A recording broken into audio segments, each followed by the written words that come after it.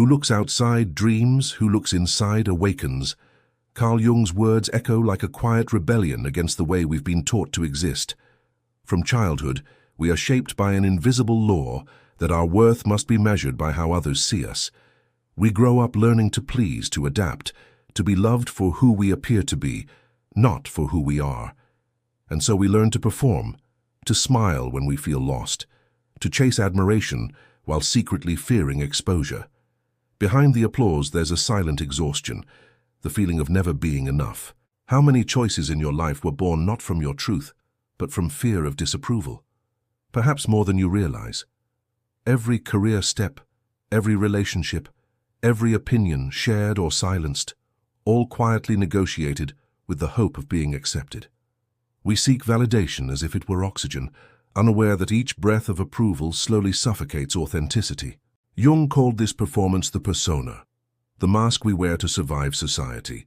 It's not inherently false, it helps us function in the world. But when we mistake the mask for the face beneath, we begin to live as strangers to ourselves. We edit our emotions, censor our impulses, rehearse our words, all to maintain the fragile image of who we think we must be. Each compliment becomes a dose of belonging, each criticism a withdrawal. Validation becomes a subtle addiction, a currency of the soul. It begins innocently. You post something and wait for reactions. You share an idea and scan the room for approval. You feel good when others affirm you, not because you're vain, but because you've been taught that connection is earned, not inherent.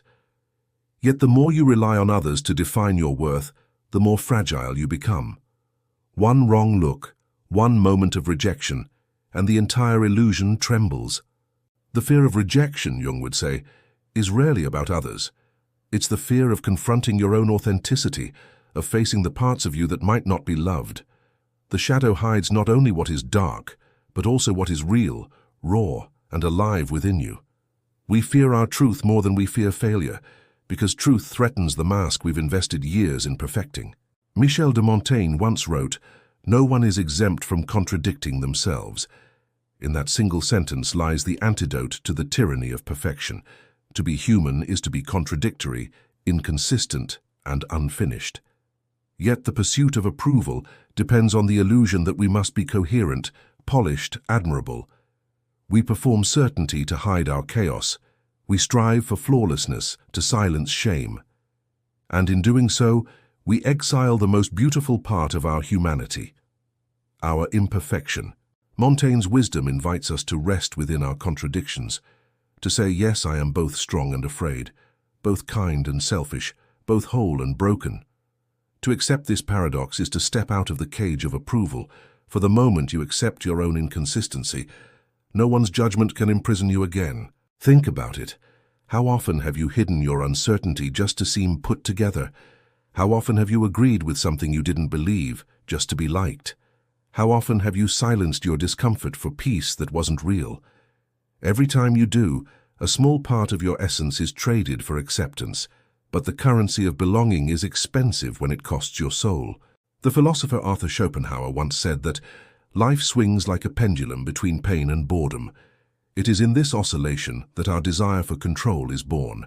We try to manage pain and avoid boredom by controlling how others see us, as if perfection could save us from discomfort. Control becomes the ego's attempt to negotiate with uncertainty. But control is not peace. It is tension disguised as order. When you try to manage the image others have of you, you begin to live under their gaze even when no one is watching. You become the manager of perception, the curator of your own myth. The effort is exhausting because no matter how carefully you perform, you can't direct every thought or emotion in others' minds. The world will misinterpret you, twist your words, or simply not notice you at all. And that's the hidden prison, trying to control what was never yours, the perception of others. The more you try to control, the more anxious you become. The tighter you grip your image, the more it slips away. Like holding water in your hands, the act of grasping makes you lose it. Gabor Mate, a modern psychologist, calls this the addiction to pleasing. He argues that many of us learn early that love must be earned, that being agreeable, charming, or accommodating is the safest way to avoid pain. But behind this behavior lies an unhealed wound, the fear that our unfiltered self is unworthy of love. We become caretakers of others' comfort, all while neglecting our own truth.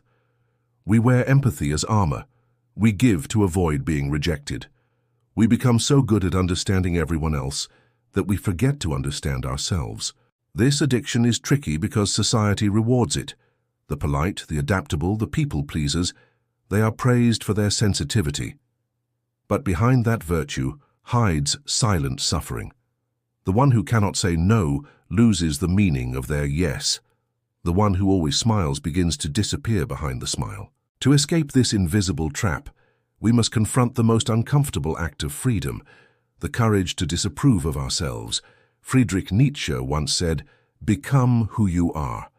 A simple phrase, yet one that demands the death of the persona. To become who you are, you must be willing to lose who you were, the version that existed to please others. Disapproval, then, is not failure, it is rebirth.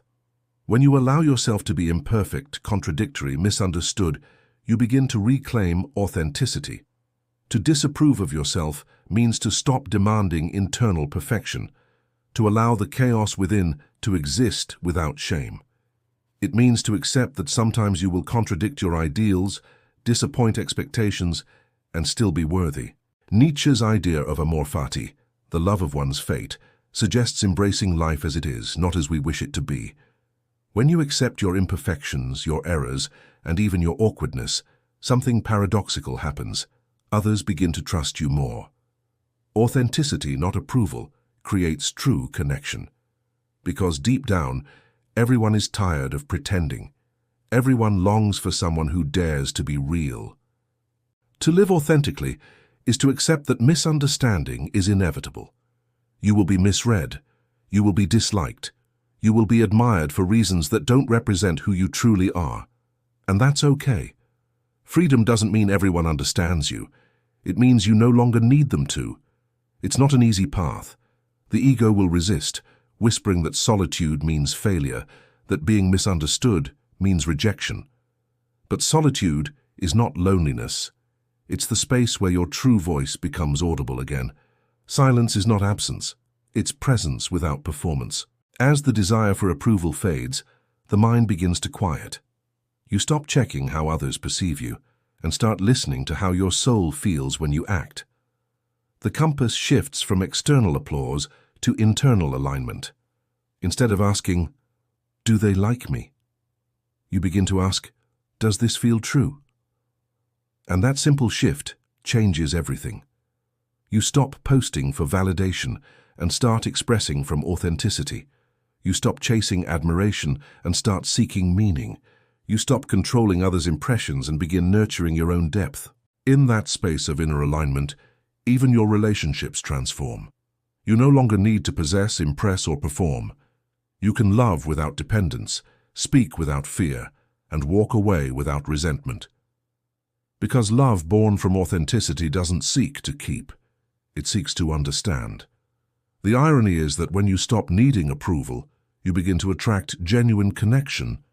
People sense truth. It's magnetic.